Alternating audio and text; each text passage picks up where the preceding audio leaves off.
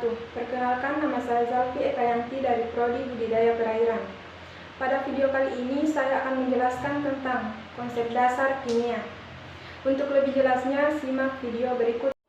Konsep dasar kimia. Nah, apa sih itu ilmu kimia? Ilmu kimia adalah bagian ilmu pengetahuan alam yang mempelajari komposisi, struktur zat kimia, dan perubahan-perubahan yang dialami materi dalam proses-proses alamiah maupun dalam eksperimen yang direncanakan. Nah, contohnya yaitu air dan etanol. Di dalam satu molekul air terdapat 2 atom hidrogen dan 1 atom oksigen. Sedangkan dalam molekul etanol terdapat 2 atom karbon, 6 atom hidrogen, dan 1 atom oksigen. Dengan demikian, rumus senyawa air dan etanol adalah H2O dan C2H5OH.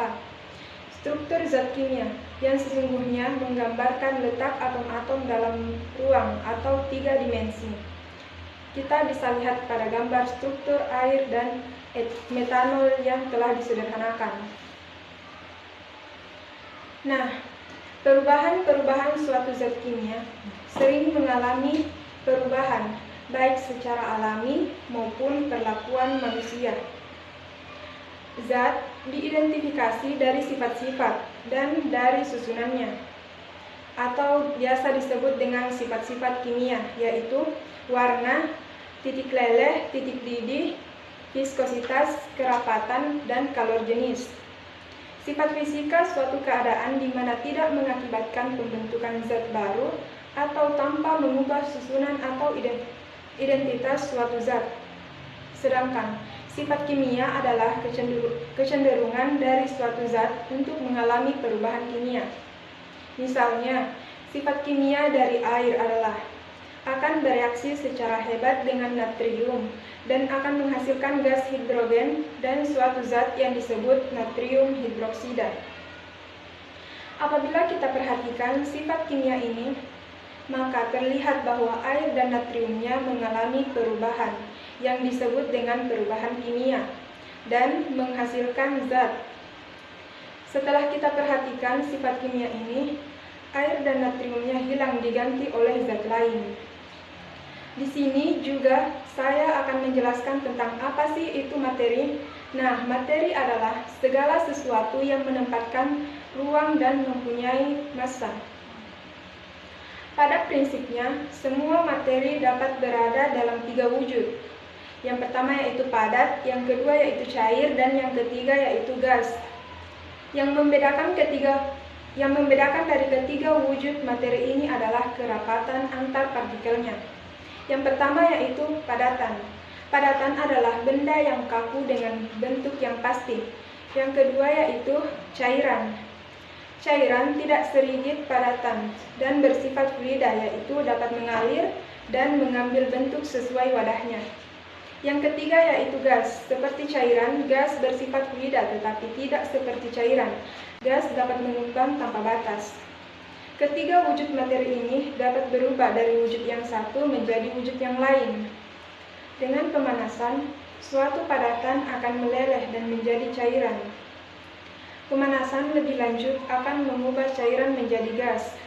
Di sisi lain, pendinginan gas akan mengembungkan menjadi cairan. Pendinginan lebih lanjut akan membuatnya menjadi padat. Ada 2 macam sifat materi, yaitu sifat intensif dan sifat ekstensif. Yang pertama yaitu sifat intensif tidak bergantung pada jumlah materi yang diukur. Sifat intensif seperti suhu, titik didih, titik beku, indeks bias, kerapatan, dan rumus senyawa. Yang kedua yaitu sifat ekstensif, yang terukur bergantung pada seberapa banyak materi yang diukur. Massa, panjang, mol, dan volume adalah sifat-sifat ekstensif. Semakin banyak materi, maka semakin besar massanya. Selanjutnya yaitu unsur. Teman-teman tahu nggak sih apa itu unsur? Unsur adalah suatu zat yang tidak dapat dipisahkan lagi menjadi zat-zat yang lebih sederhana dengan cara kimia. Unsur berfungsi sebagai zat pembangun untuk semua zat-zat kompleks yang akan dijumpai. mulai dari garam dapur sampai senyawa protein yang sangat kompleks. Semua zat dibentuk dari sekumpulan unsur-unsur yang terbatas. Huruf pertama, lambang unsur selalu huruf besar, tetapi huruf kedua tidak pernah ditulis dengan huruf besar. Sebagai contoh yaitu CO adalah lambang unsur kobalt, Fe atau besi, Au atau emas, dan Na yaitu natrium. Untuk lebih jelasnya, teman-teman bisa lihat pada gambar berikut. Yang terakhir yaitu senyawa. Unsur-unsur akan saling bergabung membentuk senyawa. Senyawa adalah suatu zat yang tersusun atas atom-atom dari dua unsur atau lebih yang terikat secara kimia dengan perbandingan yang tetap. Sebagai contoh yaitu gas hidrogen terbakar dalam gas oksigen membentuk air. Air terdiri dari unsur hidrogen dan oksigen. Semua sampel air dari manapun asalnya akan mengandung unsur ini dengan perbandingan 1 bagian massa hidrogen dengan 8 bagian massa oksigen, atau misalnya 1,0 gram hidrogen dengan 8,0 gram oksigen. Apabila hidrogen bereaksi dengan oksigen untuk membentuk air, akan selalu bergabung dalam perbandingan massa seperti ini.